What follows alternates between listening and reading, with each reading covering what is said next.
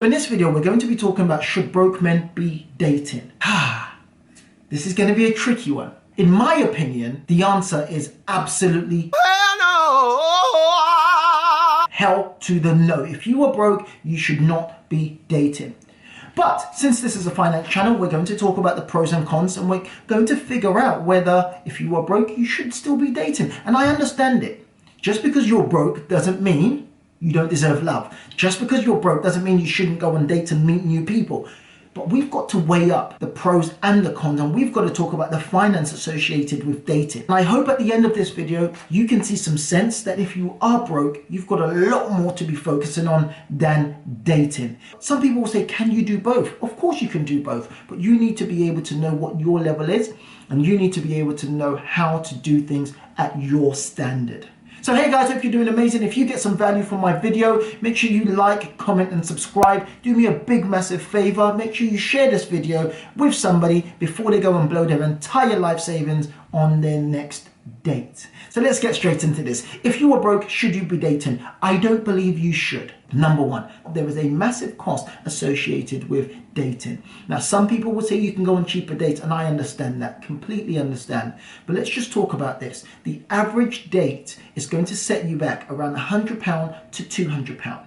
Now, if we go with the assumption that you're going to be dating multiple people in order to find the one, it can be very costly. So let's do the maths. If the average date is £100 and you're dating 2 people a week, that's £200 per week, which is potentially £800 per month.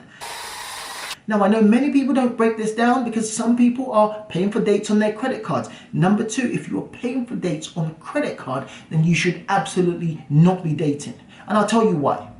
A date or dating is a gamble rather than an investment. Yes, if it pays off, then it was an investment that was worth it. But let's do the maths. The likelihood of a date going from date 1 to date 2 to date 3 to marriage is extremely low. So the point is this: if you're financially okay, if you've got money, if you've got disposable income, if you're already making savings, if you're already making investments, if you're doing okay financially and you have money left over, then yes, of course, you're in a good position to date.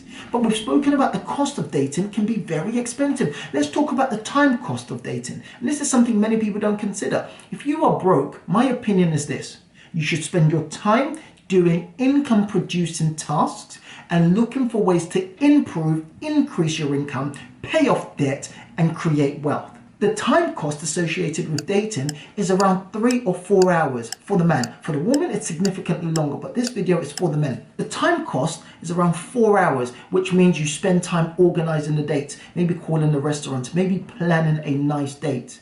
Number two, you've got to go on the date. So let's imagine it's going to be 1 hour to arrange the date, and then 2 hours to get to the date, have the date, and then travel back home. So let's say that's 4 hours altogether for one date, and you are dating 2 people per week. That's 8 hours per week. Times that by 4, that's 32 hours a month dedicated. That's nearly 2 days dedicated to dating. Damn! As I mentioned before, dedicated to a gamble as opposed to an investment. So if you are broke, if you're not financially in a position, you've got to be making sure that your time is used more effectively in order to generate an additional income. Now, I know this sounds absolutely crazy, but I am a finance channel. That extra 32 hours, if you picked up a second job, times that by the going average national rate, let's say £9 per hour, £9 per hour times the 32 hours, that's an extra £288 that you could have put into your pocket. But instead, we've spent that money and that time on dating. Or number three, you've got to bear in mind that if you are not financially comfortable, your date or your dating experience is not going to be as amazing as it could be. Now imagine this: you go to a nice fancy restaurant, or you go to any restaurant, and in some restaurants they don't show you the prices. But imagine you've allocated all you've got, which might be £50. You've allocated that for the date, which in my opinion, £50 is a very cheap date. But let's say you've allocated £50 for the date. The young lady picks up the wine menu and the wine costs £38. It means you've got £12 left to make this date go swimmingly well. So imagine the anxiety, imagine the stress you're going to feel when you know that your entire budget or 75% of your £50 budget has already been spent on just a glass of wine or a bottle of wine? So it means if you've got money on your mind and you are conscious of the money that might be spent, then you shouldn't be dating. There are certain standards of women that you are going to be able to attract. Now, again, for the women, I'm not saying you can be bought with money. Please, that's not, you guys know that's not what I'm saying. I'm saying effectively, there are certain women with certain standards, which means there are certain places that they will go and certain places they will not go. There are certain restaurants because that's their standard. I'm not talking about some wannabe bougie or some wannabe bad bee. I'm talking about certain people that have achieved certain things, which means the quality of what they eat is going to be of a certain standard. Listen, bro, listen, let me give you some free game here. There are certain girls that you will not be able to take to Morley's. And there's certain girls that you can take to Morley's. Yo, if you can take her to Morley's, bro, yeah, that would be hilarious. Let me know in the comment section if you've ever taken the girls to Morley's or KFC. That would be hilarious. But the point I'm trying to make here is there are certain people based on their certain standard of living or their income or their confidence or their belief in themselves that they will not go to certain places. So it means your cheap date is not going to work. You're only going to attract certain people that are happy to get taken on a cheap date. Now, look, I take into consideration that you can go on some cheaper dates. Of course you can. Look, if you don't have a lot of money, it forces you to be creative. And that's incredible because it forces you to think outside of the box. For example, one idea of a very cheap date is you could go into your local park, pick up some grass, pick up some leaves, pick up some flowers, tie a little bow around it and hand it over. Or buy some bread for 29p from Asda and go and feed the ducks together on your date. But the point is you're staying within your means. Whether you agree with it or not, society expects or encourages that the man pays for the first 1 or 2 dates. So you've got to ask yourself, do you have the budget to pay for 1 or 2 dates or to pay for a handful of dates? Now, of course, it's great if a woman offers, but in many cases, they might not offer. But it also, in another case, you might not want them to offer and you might want to carry the financial cost of the date. You've got to ask yourself this question, bro. If your money's not reaching or you don't have the funds for it, do you want to put yourself in a position for potential embarrassment to yourself or maybe to the girl?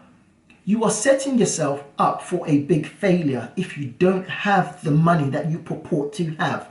For example, most people put their best foot forward on the first date. So you might go to somewhere that you can't afford. Maybe you've borrowed the money. Maybe you're using your last pennies. Maybe you're using your rent money.